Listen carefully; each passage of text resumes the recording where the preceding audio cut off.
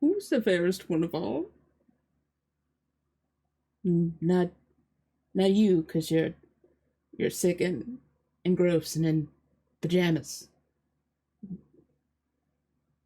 You should know that. I mean, you're not wrong, but you didn't have to say it like that. I think I did. Okay. What's up, ghouls? It's Betty Jade, and I'm back with another project, finally. In case you didn't notice, I've got this funky mirror here. It's kind of cool, but it's a little shabby. I like old mirrors, but this one's got kind of a dumb pattern on it. It's a bunch of pears, and I used to hang it up in my room, but I don't know. I guess I just got too good for it. I just thought I'm tired of looking at a bunch of pears. I'm not that fond of pears, so I thought I'd much rather have a really cool like goth mirror with maybe a bunch of bats on it instead. So I want to try to redo the border of the mirror to maybe do a little more antique stuff on it and some cool goth stuff. I'm not sure if we'll change the color ultimately in the end. Maybe we'll change it black to go with the bats and stuff.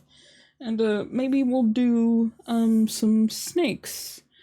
I kind of liked the thought of changing maybe this dumb pear border to like maybe an Ouroboros. Putting some cool snakes heads on here could be interesting. So let's get started and see where our creativity takes us to make a really expensive gothic mirror. Okay, so first I decided to try to make the Ouroboros around the mirror, and I tried to use foam clay again. I don't know why I keep trying to use foam clay when I hate it so much. But I thought it would be a good idea because it's black and it air dries, but I ended up hating it. I thought it looked really terrible and it just wasn't very smooth and I didn't like it. And I spent like a few hours trying to make it look good. I'm ripping it off like once, I think, even, and starting from scratch. And it didn't work. I even tried like making the snake head out of it and it was just floppy and gross, so I decided to try a different clay. Next I got this natural clay from Michael's, which I really liked the feel of, and it was really cool to work with because it felt a lot like clay that you work with in like high school that you fire in a kiln, but it said that it would air dry. Only after I covered the whole thing in it, which took me another couple of hours, super fun, after it started to dry, it started to get these fat freaking cracks in it. So it was another big fat failure, so I ripped that clay off because I couldn't use it and decided to try yet again, another air dry clay. So this has turned into an air dry clay testing craft for me this time. And finally, Sculpy air dry is the clay that I actually used.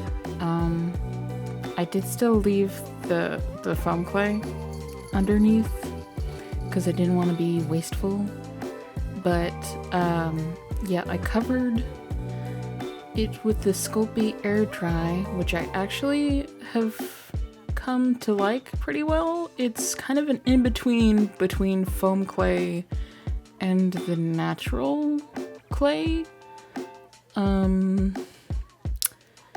Yeah, it's not quite as satisfying feeling as the natural clay, but it's much easier for me to sculpt, I feel like, than the foam clay.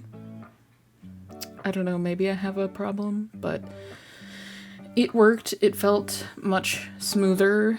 I felt like I could make it much smoother and rounder and snake-like than the stupid, crappy foam clay. And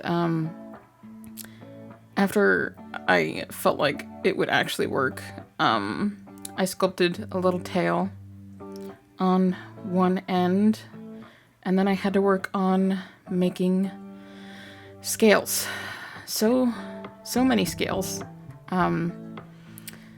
which I did by just, you know, making little half circles overlapping over and over and over and over and over again. I think you can get maybe a pattern. I think there's rollers and maybe other things that you can do, but I didn't do that. So I started with a needle tool, but then I found that a ball tool, a small ball tool, actually works much better. So I started using that. Then I shaped the snake's head separately. I decided to model it after a ball python because I just like those. I think they're super cute. I like their weird, cute little, like, puppy kitty cat mouths. And, so I'd rather it be, like, a little bit derpy and cute than, like, creepy and scary. So I looked at a picture of one of those and, shaped it after that, which just kind of looks like I'm playing with a piece of dough. Doesn't really look like I'm shaping anything at all, but I swear I am. It looks like a snake head after I add on, like, its bottom jaw, and then for its eyeballs, I actually used some 6mm gemstone beads that I had, because I do jewelry stuff. So maybe it's cheating, but I thought it was super cool, and I like how they were all sparkly and glimmery, so I just shoved those in where its little eyeballs go until you couldn't see the holes for the beads anymore, and thought that was cool. And also put in its weird mouth stuff. I looked inside a snake's mouth and saw the weird stuff it's gotten there. Its tongue looks not right. Tubular in a weird way, but I did add some mouth details that you'll never get to see. That took me way too long. But he ended up looking pretty cute, and then I just had to attach his head onto the rest of the body with some extra clay, which actually wasn't too difficult at all, and then just had to kind of blend it back out. Once I attached the head, I went back in with my ball tool and I just redrew any scales that I'd covered up, and then also drew, or I guess carved in with the ball tool, all the scales that went on the head. I waited to do that until I attached the head, so I didn't mess them up putting it on or making any fingerprints on them. There were some bigger scales on the head, which was nice because I didn't have to cover them in a bunch of tiny scales. They were a little bit more patterned, so I just looked at a picture of a ball python and then put some scales on the head, and then went in and made sure I had all its little nose holes in there too, which made it look extra cute, I think. Moving on to some other design elements, I wanted to add a little bit more onto the snake because it just looked really plain, and I don't think that the scales pattern is going to come up very prominently. So I looked into like some Celtic knot patterns, and I'm putting this big long one on the bottom. I put a tiny bat in the middle of it, but I don't think I filmed myself molding it, shaping it, because I was just messing around and I thought it was gonna come out stupid and I wasn't gonna like it, but I ended up liking it, so I just stuck it on anyway. Sorry I don't have footage of that, but I thought the knots were gonna be super easy, but they turned out to be kind of difficult because I think I get my right and left confused a lot, and you kind of have to know which side is going under what side and which goes where and things like that, and my brain doesn't do that very well, so I didn't like the 3D knot thing. I don't know if I'll do this again. I think I messed up on one side, so don't look too closely. But it looks cool, so it's nice. I made some Triskells up top. I don't think I showed myself doing those either, because those were also giving me a really hard time, even though I thought that they would be really simple and easy. I don't know why those were hard either, maybe because they were so small. But anyway, so those were just the little knot designs I put on the snake. Okay, so now is the part I'm most excited for, and it's the bat. I wanted to make a pretty large bat to go on the top of it, and for that I decided to use another kind of clay, a polymer clay. I had a big chunk left over in a bag that I was saving in my crafting hoard. I'm not sure what kind it is. I think it's some kind of Sculpy that comes in gray in a big pack, so I don't have the exact kind it is. I just know that it's a big polymer clay. And I just started with sculpting the head.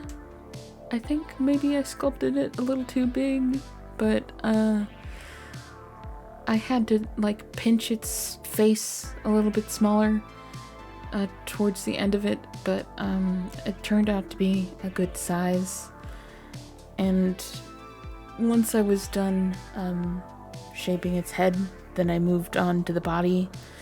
I kind of rolled out its wings, shaped those, then built up its fat little body on its wings, gave it some cute little feet, scratched in some fur, and then gave it some little arms, some little arm veins, and made sure it was gonna kind of fit where I wanted it on the mirror. Remembered that I had gemstone eyeballs to attach to it, and then put those in real quick, and then attached its head. And then yeah, he was done. And then he needed to go into the oven to bake, because he's made out of polymer. So I went and I baked him. Once it was baked, I used some Quick Hold E6000 glue. And according to the directions, you've got to put some on each surface that you're attaching. And keep it apart for 2 minutes, and then you put the two surfaces together, and it's supposed to adhere within like 10 to 12 minutes, something like that. So that's what I did. I just kind of lined up where they were going to touch, put a very generous amount of glue on, waited the 2 minutes, and then I held it in place with tape to make sure that it was really firmly in place and wasn't gonna go anywhere. So I got this really crappy paint that looks like it's gonna be really cool, right? Like holographic, should have this really cool effect. And I did some test swatches on here to see how it would look with black paint, if there was any way to make it look cool, because in the store it looked really cool, like it would be like an oil slick or something, and you put it on, and you know, it's just micro glitter. That's all it is. It's just micro glitter, and they sell it in like 4 or 5 different colors, like it's gonna be anything different. It's not, and it's like $5 for this little thing, and I'm pissed about it. I'm super pissed. They act like it's like this cool paint, and it's just micro glitter, man. And I thought maybe I could like put it under in the scales, and maybe I could brush black over, and it would have some kind of cool effect, like maybe peeking up from under, and it just looks like crap. It looks like I can't paint right. Like I didn't paint black well enough. So I'm just painting the whole thing black. Pitch black. I should have used spray paint. I really should have, at this point, switched over to spray paint. But I think I was still so mad about the glitter that I just dunked black paint on everything to make myself feel better. And at one point I got smart, and I finally took the mirror off, and I should have done this whole project with the mirror actually out of the mirror, but you know, sometimes I don't like to use my brain, so what are you gonna do? So now I'm adding details, and I'm adding them in gold, because you gotta bring out the spirit of the mirror that I covered up. And also gold actually looks good, not like that crappy paint that I bought that I'm never going to use. So I might as well hurl at somebody's head, or maybe throw away, because that's less violent. But that's not how I'm feeling right now, because I'm really mad about micro glitter that I got on my hands. But the gold looks good, so I'm using it to accentuate the Celtic knots that I put in. Also, I put a little eyeball on the top of the snake's noggin. Is it an Illuminati eye? I don't know. Maybe. I put a little triangle on top of there somewhere. I like the way it looks. I don't know, I'm just putting a lot of weird symbols on here everywhere, and I kind of like it.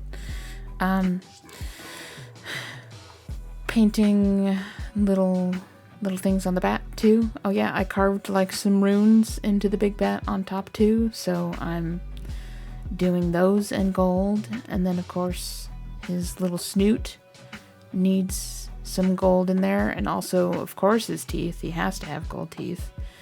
And then his little lines in his ears.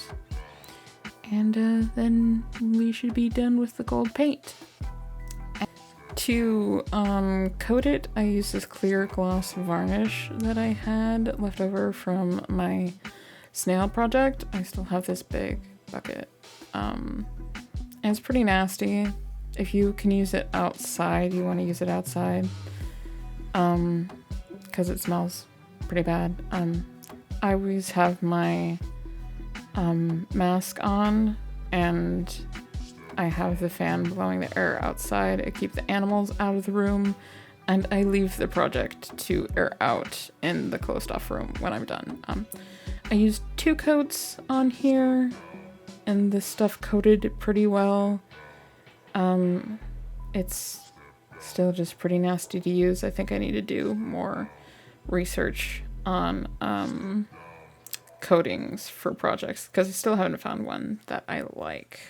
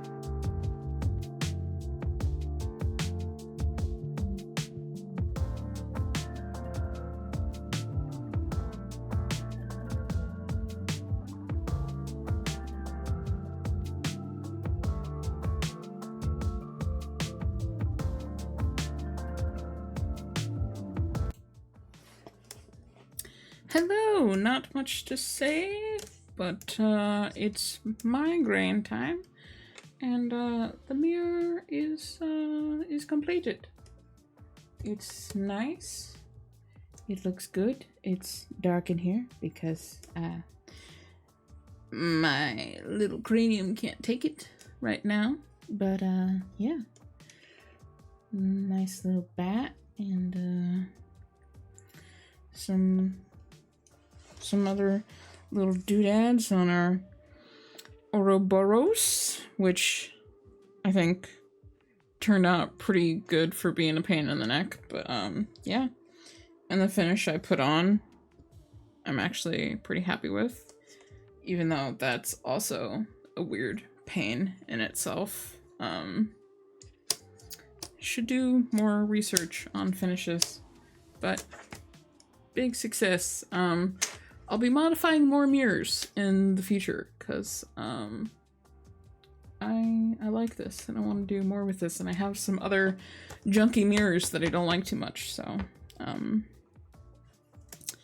yeah, more of this, more cool stuffs, but no more snakes. I like snakes, but the scales are too much freaking work, so anyway. Creepy mirrors good. And that's all I got to say about that, because my head hurts and I'm tired and I'm grungy. And I hope you enjoyed this and my face, and like and subscribe to see more. Okay?